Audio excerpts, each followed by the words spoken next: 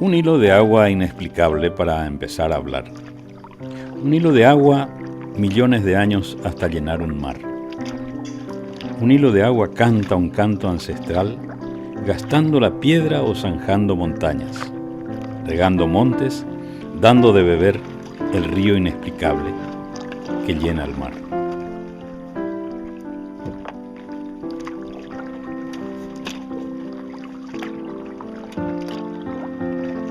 Un hilo de agua para cantar, un hilo de agua para festejar, un hilo de agua para escuchar.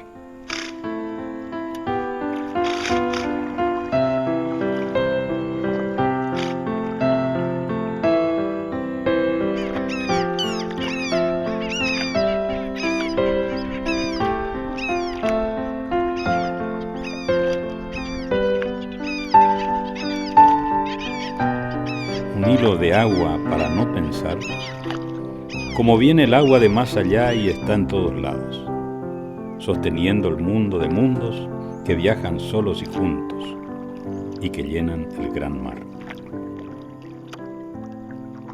Al comienzo profundo en nuestros corazones pedimos peregrinar el río, tomar su pulso, compartir con sus habitantes y estar atentos a sus mensajes.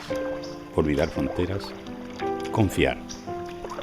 Nuestro gran territorio sudamericano, Augá Yala, donde la madre tierra se manifiesta con exuberancia y belleza única, donde el agua brota y fluye entre gemas, regando imponentes praderas y montes, benditos en fertilidad, nuestro hogar inmemorial y eterno.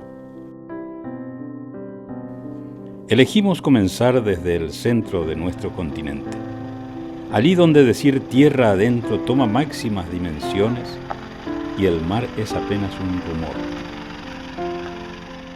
Este hilo que hemos escogido nos guiará serpenteando incansablemente por más de 4.000 kilómetros de caminos de agua, dejando su huella y su sello en paisajes y habitantes, con una característica especial que lo hace parte de un grupo del cual quedan pocos. Este hilo llegará hasta el mar, libre, sin interrupciones, haciendo caminos, el gran río Paraguay, la arteria libre del sur.